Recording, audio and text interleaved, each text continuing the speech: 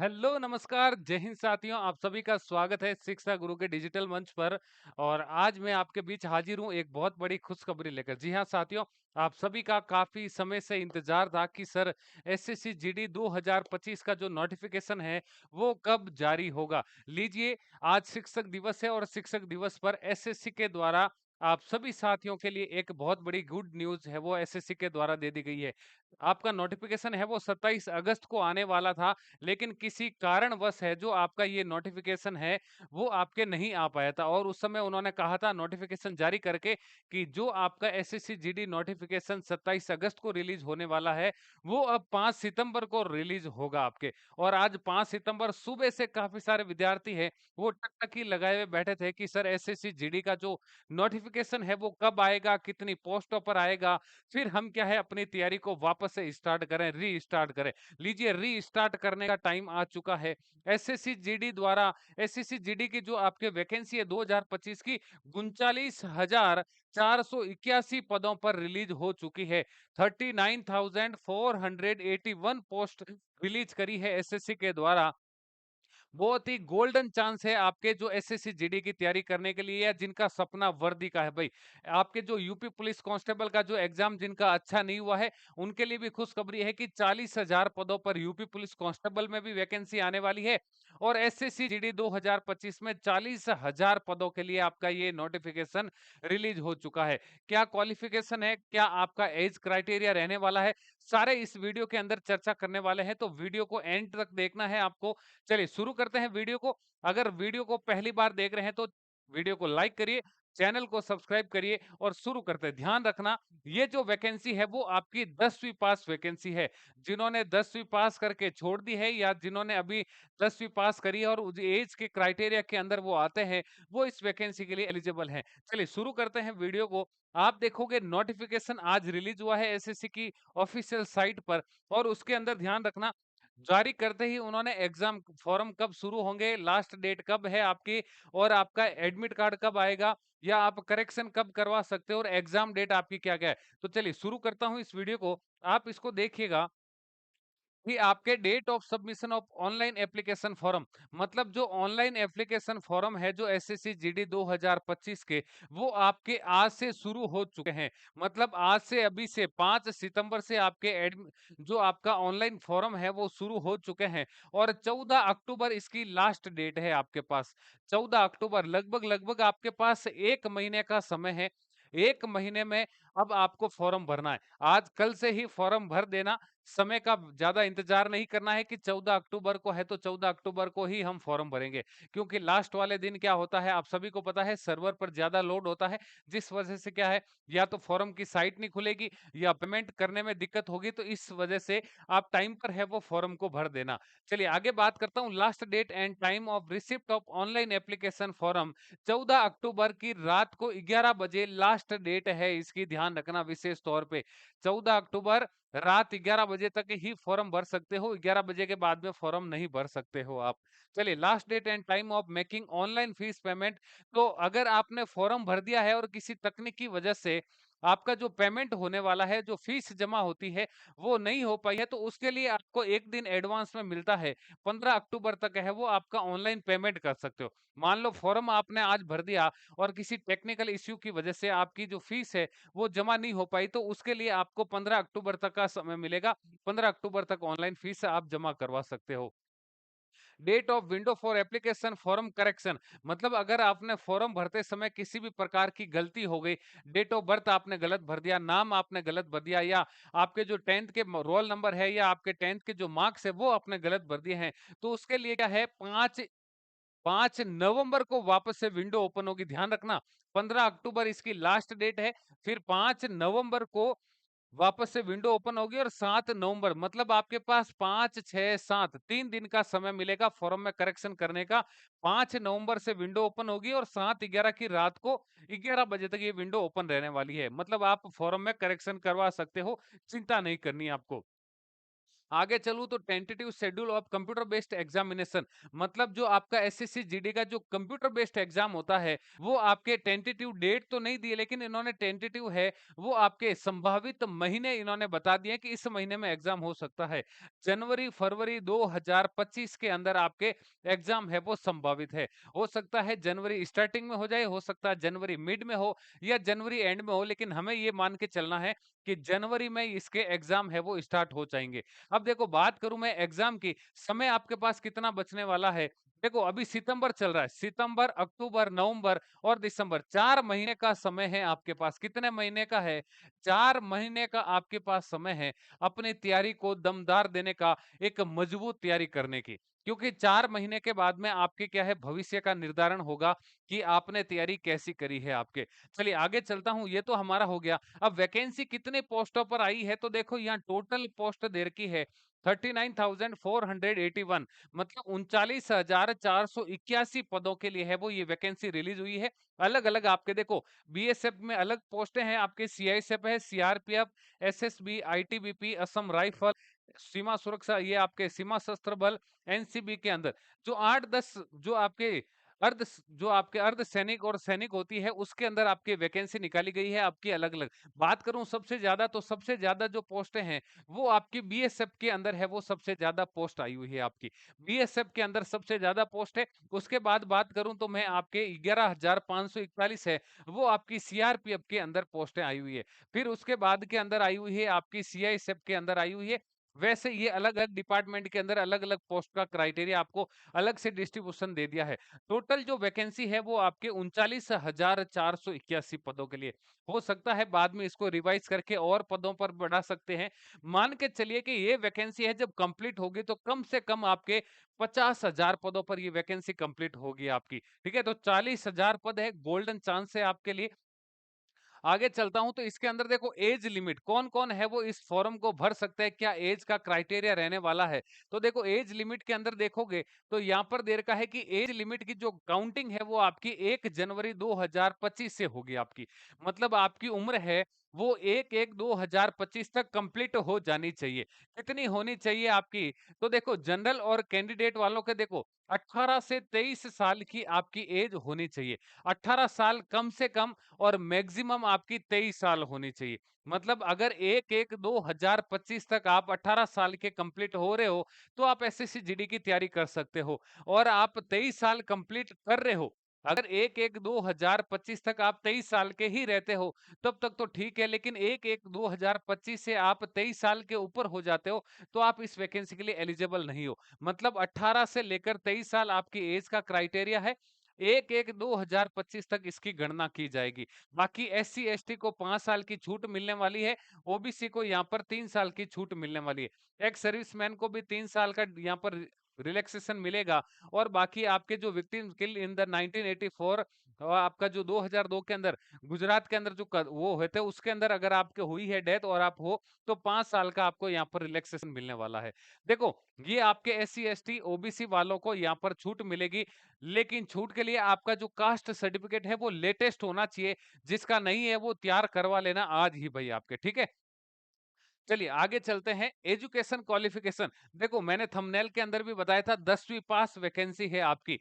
The candidate must have pass the matriculation और 10th class examination from a recognized board या university as before the cut off date. मतलब 1/1/2025 से पहले आपकी 10th है वो कंप्लीट हो जानी चाहिए। अगर आपकी 10वीं कंप्लीट नहीं है 1/1/2025 तक तो आप इस भर्ती के लिए एलिजिबल नहीं है। अगर फॉर्म भर भी देते हो तो लास्ट के अंदर आपको निकाल दिया जाएगा। मतलब 1 जनवरी 2025 तक आपकी 10वीं है वो कंप्लीट हो जानी चाहिए। मतलब 10वीं पास कैंडिडेट है वो इस फॉर्म को भर सकते हैं। Candidate who have not acquired the essential education qualification as on the stipulated date. मतलब अगर 1/1/2025 तक आप है वो 10वीं बोर्ड की परीक्षा या 10वीं बोर्ड कंप्लीट नहीं कर पाते हो तो आप इस भर्ती के लिए आप एलिजिबल नहीं हो। आपको फॉर्म भरने की जरूरत नहीं है आपकी, ठीक है। तो 1/1/2025 तक आपकी एज है वो कंप्लीट हो जानी चाहिए, ठीक है, 18 साल की आपकी, और 10वीं पास भी हो जानी चाहिए आपकी। चलो इस स्कीम ऑफ एग्जामिनेशन, आपकी स्कीम ऑफ एग्जामिनेशन क्या है, एग्जाम किस मोड पर होगा। तो देखो कंप्यूटर बेस्ड एग्जाम रहने वाला है आपका सीबीई, कंप्यूटर बेस्ड एग्जाम रहने वाला है, मतलब ऑनलाइन एग्जाम होगा, किसी भी प्रकार का ऑफलाइन पेपर नहीं होगा, ओएमआर पर आधारित पेपर नहीं होगा आपका, ठीक है। चलिए, फॉलोइंग कंपोजिशन देखो क्या दे रखा है इन्होंने, पेपर का पूरा स्कीम दे रखी है कि आपके कितने नंबर। देखो टाइम आपके पास में 60 मिनट का रहने वाला है, 1 घंटे का टाइम रहेगा पेपर के अंदर, ऑनलाइन पेपर होगा, 1 घंटे का समय मिलेगा। टोटल आपके पास जो प्रश्न रहने वाले हैं वो आपके 80 सवाल रहने वाले। कितने क्वेश्चंस आएंगे आपके, देखो 20 सवाल आएंगे जो रीजनिंग के आएंगे आपके, 20 सवाल है वो जीके जीएस के आएंगे, 20 सवाल मैथ्स के आएंगे, और 20 सवाल है वो हिंदी या इंग्लिश में से कोई भी एक लैंग्वेज को आपको सेलेक्ट करना है, 20 सवाल उसके आएंगे। मतलब टोटल आपके 1 घंटे का समय रहेगा, 80 क्वेश्चंस आपके आएंगे, 20 सवाल आपके रीजनिंग के, 20 मैथ्स के, 20 हिंदी के या इंग्लिश के, और 20 सवाल है वो जीके जीएस के आएंगे। टोटल है वो आपका 160 नंबर का पेपर रहने वाला है आपका। टोटल कितना रहने वाला है, 160 नंबर का पेपर रहने वाला है आपका, ठीक है। चलिए, 1 घंटे का समय, 80 क्वेश्चंस आपको मिलेंगे और 160 नंबर का पेपर होगा आपका। अगले सवाल की ओर आगे देखते हैं, आगे क्या दे रखा है आपका। देखो जो पेपर होगा, पेपर के बाद में ध्यान रखना पीएसटी होगा, और फिर आपका पीईटी होगा, फिजिकल स्टैंडर्ड टेस्ट होगा, और फिजिकल एफिशिएंसी टेस्ट होगा। फिजिकल स्टैंडर्ड टेस्ट के अंदर आपकी जो हाइट और चेस्ट है वो नापी जाएगी, और फिजिकल एफिशिएंसी टेस्ट के अंदर है वो आपको रेस करनी पड़ेगी। देखो बात करूं मैं मेल कैंडिडेट की, तो मेल कैंडिडेट को 5 किलोमीटर की दौड़ करनी होगी 24 मिनट के अंदर। मतलब जो बंदे, सीबीटी होगा आपका, कंप्यूटर बेस्ड एग्जाम होगा, उसके अंदर आप क्वालिफाई कर जाते हो, तो क्वालिफाई करने के बाद में आपका पीएसटी और पीईटी होगा आपका। मतलब आपका क्या है, पहले पीएसटी होगा, फिजिकल स्टैंडर्ड टेस्ट होगा, आपका हाइट चेस्ट वेट वगैरह नापा जाएगा, उसके बाद में आपको फिजिकल एफिशिएंसी टेस्ट देना पड़ेगा, मतलब दौड़ करनी पड़ेगी, रेस करनी पड़ेगी। मेल कैंडिडेट है उनको 5 किलोमीटर की दौड़ करनी है 24 मिनट के अंदर, मतलब 5 किलोमीटर का डिस्टेंस कवर करना है आपको 24 मिनट में। और जो फीमेल है उनको 1.6 किलोमीटर की दौड़ पूरी करनी पड़ेगी 8.5 मिनट में। 8.5 मिनट के अंदर आपको ये 1.6 किलोमीटर का डिस्टेंस कवर होगा फीमेल कैंडिडेट के लिए आपके। वो कौन कौन, for candidate other than those belongs to the Ladakh region, मतलब लद्दाख रीजन से अलावा जितने भी कैंडिडेट है उन सब के लिए ये दौड़ रहने वाली है आपकी। बात करूं मैं अदर, देखो for candidate of Ladakh region, अगर आप लद्दाख स्टेट से बिलोंग करते हैं तो लद्दाख रीजन वालों को, मेल कैंडिडेट है उनको 1.6 किलोमीटर की दौड़ 7 मिनट में पूरी करनी है, और फीमेल को 800 मीटर की दौड़ है वो 5 मिनट में पूरी करनी है। मोटी मोटी बात मान के चलूं कि लद्दाख के कैंडिडेट कम है और अदर स्टेट के अब वो ज्यादा है, तो यहाँ पर आपको 5 किलोमीटर मेल के लिए रहेगी 24 मिनट, और फीमेल के लिए जो रहने वाली है वो 1.6 किलोमीटर इन 8.5 मिनट के अंदर, आपको 8.5 मिनट के अंदर 1.6 किलोमीटर का डिस्टेंस कवर करना होगा। ये आपका पीईटी के अंदर होगा। आगे चलूं पीएसटी, है ना, पीएसटी होगी फिजिकल स्टैंडर्ड टेस्ट आपका। फिजिकल स्टैंडर्ड टेस्ट होगा जिसके अंदर आपकी हाइट चेस्ट वेट आपका जो मापा जाएगा। तो मोटी मोटी बात करूं तो मेल कैंडिडेट है उनकी हाइट है वो कम से कम 170 सेंटीमीटर होनी चाहिए आपकी। कितनी होनी चाहिए भाई, 170 सेंटीमीटर होनी चाहिए आपकी। और फीमेल कैंडिडेट है उनके 157 सेंटीमीटर आपकी हाइट होनी चाहिए। अगर आपकी इससे कम हाइट है तो आप भले पेपर पास करके आए हो, आपको फिजिकल में फेल कर दिया जाएगा और आप आउट हो जाओगे। मेल कैंडिडेट की 170 सेंटीमीटर और फीमेल की आपके 157 सेंटीमीटर आपकी हाइट होनी चाहिए। उसके बाद में देखो अलग अलग है, जैसे all candidate belongs to schedule tribe, ST वाले हैं, एसटी वालों को छूट मिलने वाली है। मेल कैंडिडेट की हाइट 162.5 और फीमेल की 150 centimetre. All schedule tribe candidates और नॉर्थ ईस्टर्न, एनी स्टेट से हो नॉर्थ ईस्टर्न से, तो उनको भी अलग से छूट है। All schedule tribe candidate in left wing extremism affected district, और अलग अलग वालों को इनको अलग अलग आपके देर का है जो रिलैक्सेशन है हाइट के अंदर। मोटी मोटी आप 170 और 157 मान के चलना, जिनकी आपके 170 सेंटीमीटर हाइट है वो आप एसएससी जीडी के अंदर फिजिकल में आराम से पीएसटी के अंदर पास हो जाओगे आपके, ठीक है। ये तो हो गई हाइट की बात। जब हाइट हो जाएगी कंप्लीट उसके बाद में आपका चेस्ट नापा जाएगा, है ना, आपकी छाती नापी जाएगी। Male candidate should have the following standard of the measurement आपके।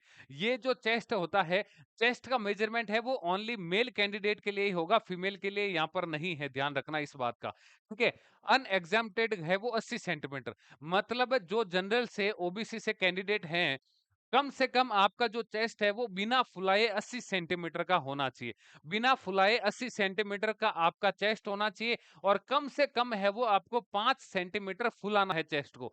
80 सेंटीमीटर नॉर्मल आपका नापा जाएगा, और 80 से ज्यादा भी हो सकता है, लेकिन कम से कम आपका 80 सेंटीमीटर चेस्ट होना चाहिए, और 5 सेंटीमीटर है वो आपको कम से कम फुलाना है। ऐसा नहीं कि सर मेरा चेस्ट है वो 85 सेंटीमीटर है और मुझे तो फुलाने की नहीं पड़ेगी क्योंकि कम से कम 80 मांगा है और 5 पीछे ऐसे होता नहीं। अगर आपके चेस्ट है वो 90 सेंटीमीटर है, फिर भी आपको 5 सेंटीमीटर फुलाना पड़ेगा आपको यहाँ पर, है ना। मिनिमम एक्सपेंशन होना चाहिए 5 सेंटीमीटर का। ज्यादा आपका कितना भी हो सकता है, 7 का, 8 का, 9 का, 10 का, वो आपके ऊपर डिपेंड करता है आपका। For category of candidate are allowed relaxation in chest measurement. देखो चेस्ट मेजरमेंट के अंदर है वो फ्यू कैटेगरी है वो आपको यहाँ पर दे रखी है। देखो, all candidate belong to in ST, ST वालों को यहाँ पर छूट दे रखी है। 76 सेंटीमीटर होना चाहिए बिना फुलाए, और 5 सेंटीमीटर तो आपको फुलाना पड़ेगा, ये तो बात हो गई। फिर अदर है देखो आपके, है ना, ये आपके जो डोगरा मराठा वगैरह है उनके लिए अलग से यहाँ पर छूट दे रखी है, लेकिन कम से कम है वो आपका 80 सेंटीमीटर का चेस्ट होना चाहिए, 5 सेंटीमीटर आपको फुलानी पड़ेगी चेस्ट आपको। आगे चलते हैं। देखो, जब आप फॉर्म भरोगे तो आपसे वहां पर प्रेफरेंस मांगी जाएगी कि अगर आपका एसएससी जीडी 2025 के अंदर सिलेक्शन हो जाता है, तो आपकी चॉइस क्या रहेगी, किस डिपार्टमेंट के अंदर आपको जाना चाहते हो, है ना। क्योंकि आपको पता है कि एसएससी जीडी का जो एग्जाम होता है वो 5-6 डिपार्टमेंट, 8 डिपार्टमेंट के एक साथ में भर्ती निकाली जाती है। उसमें फिर आपकी चॉइस के अकॉर्डिंग है वो कट ऑफ के अकॉर्डिंग आपको वहां पर ज्वाइनिंग दी जाती है। अगर आप फॉर्म भरोगे तो एक उसके अंदर A B C D E आपको भरना होता है चॉइस के अंदर। ए नंबर पर बीएसएफ है, बी नंबर पर सीआईएसएफ है, सी पे सीआरपीएफ है, डी पे एसएसबी है, ई पर आईटीबीपी है, और एफ पर असम राइफल है, जी पर एनसीबी है, और एच पर एसएच आपके एफ है आपके। ये प्रेफरेंस है, आप अपने अकॉर्डिंग भर सकते हो। 8 प्रेफरेंस आपको भरनी होगी, आप अपने अकॉर्डिंग के भाई मेरा अगर सिलेक्शन होता है और मुझे तो भाई सीआईएसएफ में अगर नौकरी मिल जाती है तो अच्छी बात है, तो पहली चॉइस मेरी सीआईएसएफ है, पहली चॉइस में आपको बी भरना होगा। फिर कहते हो कि अगर सीआईएसएफ में सिलेक्शन नहीं हो पाता है तो मुझे बीएसएफ मिल जाए, तो फिर आपको चॉइस है वो ए भरनी होगी। इस प्रकार से 8 चॉइस है वो आपको अपने अकॉर्डिंग फिल करनी है। इस बात का भी विशेष ध्यान रखना आपको। चलिए आगे चलते हैं। ये आपकी मोटी मोटी जानकारी हो गई। फॉर्म की डेट आपको बता दी है, आज से फॉर्म शुरू हो चुके हैं। 14 अक्टूबर इसकी लास्ट डेट है, 15 अक्टूबर पेमेंट की लास्ट डेट है आपके। तैयारी में जुट जाना, समय बहुत कम है, 4 महीने का समय है। जी जान लगा देना, दिन रात एक कर देना, 4 महीने में 4 महीने अंडरग्राउंड हो जाओ, और किसी भी प्रकार के लोगों को नजर नहीं आना चाहिए कि आप कैसी तैयारी कर रहे हो, ठीक है ना। 4 महीने के बाद में जब आपका एग्जाम होगा, एग्जाम के अंदर रिजल्ट आकर जब आपके रोल नंबर वहां पर दिखेंगे, वो एक अलग ही खुशी होगी। 4 महीने का जो आपका फल मिलने वाला है बहुत शानदार होगा, इस बात का विशेष ध्यान रखना, ठीक है। कल से है वो एसएससी जीडी का शेड्यूल तैयार हो जाएगा। परसों से है वो कंटिन्यूअस आपके एसएससी जीडी 2025 की क्लासें हैं वो यूट्यूब पर शुरू हो जाएगी आपके। तो जो भी साथी अभी तक यूट्यूब चैनल को ज्वाइन नहीं किया है, ज्वाइन कर लेना, रेगुलर हमारे चैनल पर जुड़े रहना। चलिए, उम्मीद करता हूँ जानकारी आपको समझ में आ गई होगी। अगर समझ में आई है तो वीडियो को लाइक करना है, चैनल को पहली बार देख रहे हो तो चैनल को सब्सक्राइब करना। चलिए, आप सभी को बेस्ट ऑफ लक। जय हिंद, जय भारत।